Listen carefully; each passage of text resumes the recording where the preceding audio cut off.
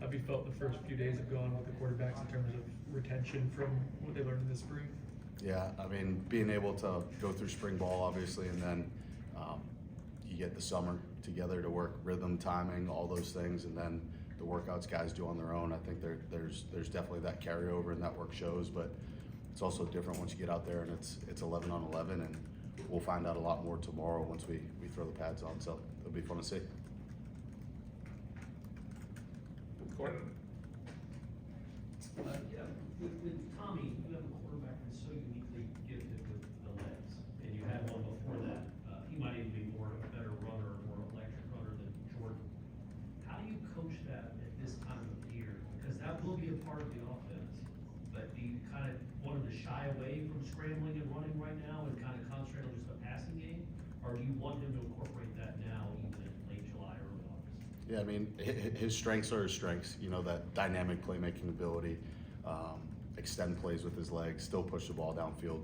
But of course, I mean, when you're in more of a controlled, sterile environment, if you will, you want to focus on those root fundamentals, the footwork, the rhythm, the timing, where his eyes are, how he's working through a progression.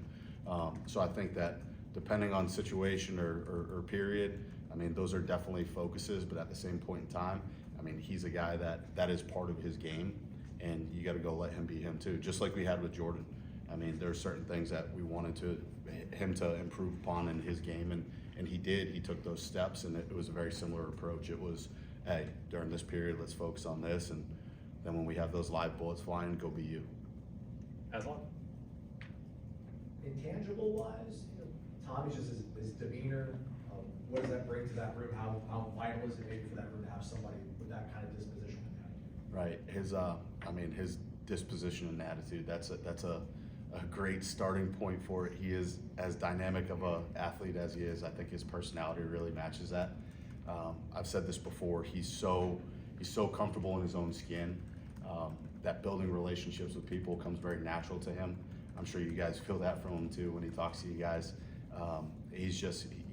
It's something that I think that people are really just born with, that natural ability. And so when teammates see how he interacts with them, how genuine those interactions are, I think it's a little bit easier, I guess, for lack of a better term, to be able to fall in line and build that relationship with him too. When you guys were, and obviously Gus was familiar with Tommy, but like when you were evaluating him and watching film before he got here, what were parts of his game you're like, okay, we need to clean these things up, and I guess how has he done with taking those instructions? Sure. I mean, taking a step back first, when you evaluate that film and you look at the body of work he's had throughout his college career, he's played for different coordinators, different systems and I don't know, I obviously wasn't at those places, but there could be different standards of what quarterback play needs to look like in those offenses too. I don't know what he was being asked to do in certain situations, but looking at it from I guess more of an objective standpoint, just going through progressions, consistency, and locating the football, not just what his completion percentage is, but I mean, being able to throw it away from defenders, being able to make the smart plays, and also knowing when to give up on a play. And I hate using that phrase, there's a negative connotation to that, but at the quarterback position, if you can protect the football and give your offense a chance to snap it one more time, then that's a critical part of your job. So I think just in whole, some of those things, just the consistency of, I think what we all think of as just general quarterback play, just continue to build upon that and then be a great decision maker. I mean, let's convert third downs, and you convert third downs or kick field goals. Obviously you want touchdowns, but you're gonna give your offense a chance to score points. In terms of what you're looking for from Jalen, is the goal for him to just be a sponge right now and absorb as much as possible? And what are you trying to get out of him this fall? I want Jalen to compete every single day, regardless of what his situation is, regardless of what his role is. Just as far as the standard in our program, I mean, you hear Coach Norvell and the assistants and players, we all speak the same language in the sense of our objective every single day is to get better. And regardless if you're first or last on the depth chart, whatever that looks like, I want him to go in, I want him to compete, I want him to be a sponge. He's in a unique situation. I mean, he's played a good deal of football regardless of the level he's at. But he gets to also sit and see Tommy, and then Brock has seen playing time, and then, I mean, Kevin, for a young guy, has a really good mind for the game too. So there's some great conversation and back and forth that goes on in the quarterback room. And I think not just for Jalen, but all those guys can take a piece of each other's game or learn from each other as well. And that's something that we encourage. Chris? How do you go about doing reps in the sense of Tommy gets this percentage, Brock this percentage, Kevin, so on and so forth, when you guys get into more team-oriented stuff? Right. I think it matters as much for the quarterback as it does for the guys around him. You want to play guys, obviously, that are going to be on the field together as much as you can. In the same hand or in the same breath, you want those guys to go out and compete and be able to push each other. Light a fire under each other every single day. So being able to balance that, and the other piece of it too is just being strategic from our standpoint as coaches, how we script the practice. Okay, this is something that we know is a great strength of Tommy. I want to make sure that he gets this rep so it's not fool's gold. You know what I mean? What we're seeing is confirmed on tape. It's confirmed in live action. And I'm just using Tommy as an example here, but okay, we find a flaw in that, and then maybe he does need to work a little bit more of that. And then after we digest what has happened in practice, what has happened in game planning, that's when you assert that into the actual game day game plan. Okay, these are the strengths of our players. These are the strengths of our quarterbacks. This is how much those guys have repped it. This is how confident he is in it, and this is how confident we are in it. It's kind of a collaborative approach. Bob? Tommy seems to connect with people very quickly in terms of personality, but on the field, how is he maybe connected in terms of building that rhythm and chemistry and sharing the playbook and I want this ball here, I want that ball there type of thing with, say, receivers and tight end? I think naturally from a more experienced player, an older guy, a guy that's seen a lot of football in different types of systems, I think he naturally has the confidence to have those conversations to help build that chemistry with his teammates, regardless of what that position is. He's also, to his credit, I mean, he's not afraid to ask the question. There's a lot of older guys where it's just kind of the expectation, oh, you've played this many snaps, you should know that by now. And he's not afraid to say, hey, coach, this is a little cloudy in my mind. Can we clean this up? And so I think it comes down to just one, his relationship, how natural that is with the players, with his teammates, with his coaches. But two, his experience. I mean, that helps that process a lot. Yeah. In the spring, we heard about how Kevin was approaching things and kind of sponging it up and taking it all in. How have you seen him develop, and how has he embraced his opportunities that you kind of touched on earlier with the repetition? Yeah, I mean, we've tried to give younger guys as many reps as we can right now, just based off of the structure of practice. I've said this before. I think that experience is a great teacher, and right now he gets to do it in a practice environment, which I think is huge.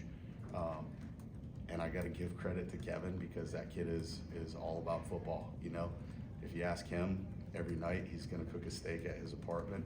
He's got a whiteboard at the foot of his bed. He draws up installs, draws up plays. He eats, lives, sleeps it. I mean, it's who he is. So, and then just his approach I'm very impressed by it. The way he takes care of his body, the way he takes care of his mind. I mean, he's made of the right stuff. So it's been pretty fun just to see that carry over and continue to build. Brendan? What are some things with Coach Malzahn about his offense, the way his brain operates, and things about football that you've taken away that impress you, that stand out to you? Yeah, I mean, I think if you look at his track record, let's just start with the quarterback position just because I'm standing here.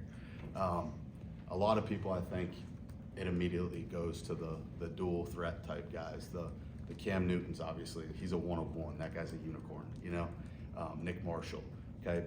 Bo Nix had some of that ability too. But even within those three players, those are three very different players.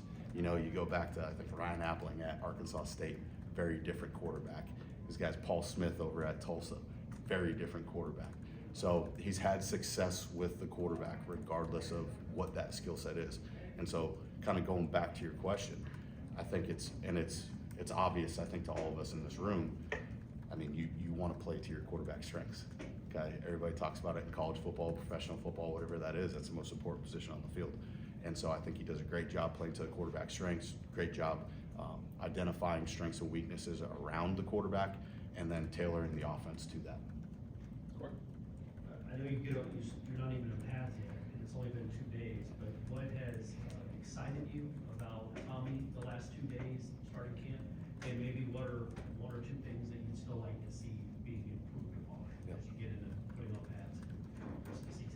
something that just, I mean, reflect on the last 2 days. I think that yesterday, I mean, it's the first day of camp. There's it's that nervous energy, that, I don't want to call it anxiety, but that nervous energy, and there was times, especially later in practice, I felt like we had some highs in practice, some lows in practice, just some inconsistent moments. And so we challenged our team, just what's your response going to be tomorrow? And I think that Tommy was at the forefront of that charge today, just bringing that energy, bringing that excitement to the offense. Because all those other things that happen outside the lines directly impact what happens when you're on that field. And so that is something that, just coming off 2 days, I know that's probably not a flashy football answer you're looking for. But from the improvement standpoint, I mean, just continue to operate the offense, or operating the offense at a consistent level. Okay, I keep referring back to his playmaking ability. That stuff happens naturally. Okay, it's like in baseball, when you hit the home run, usually you're not trying to hit the home run. It just happens because you're sound fundamentally. You hit the ball on the bat on the sweet spot, and that thing goes. And I mean, I think that playing quarterback's very similar. You take the checkdowns, you take what they give you. You just go through your progression, your process. Those big plays naturally happen. And Tommy's one of those guys where things do break down. Everybody watch out. So We'll go to Aslan for the last one. I know his job is to make the right play, find the open receiver, but how valuable is it to have a go-to wide receiver, a guy like Deuce, a guy like Squirrel? Have you seen, I guess, some rapport there? How important is that to the development of everybody involved in that? oh, it's critical. I mean, you look at, I don't care what level it is, NFL, high school, whatever. I mean, usually really good quarterbacks, they have a guy or multiple guys.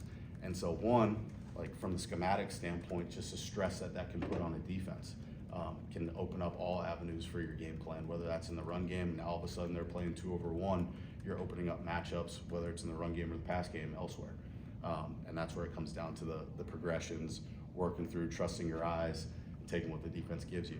I don't know. I think that it is definitely huge being able to have some serious weapons on the outside, but at the same time, what's the versatility of those weapons? I mean, you got Deuce, you got guys like Squirrel, some of our younger guys coming along too, and again, they all have different skill sets, and we're gonna tailor this offense to their strengths and the quarterback strengths.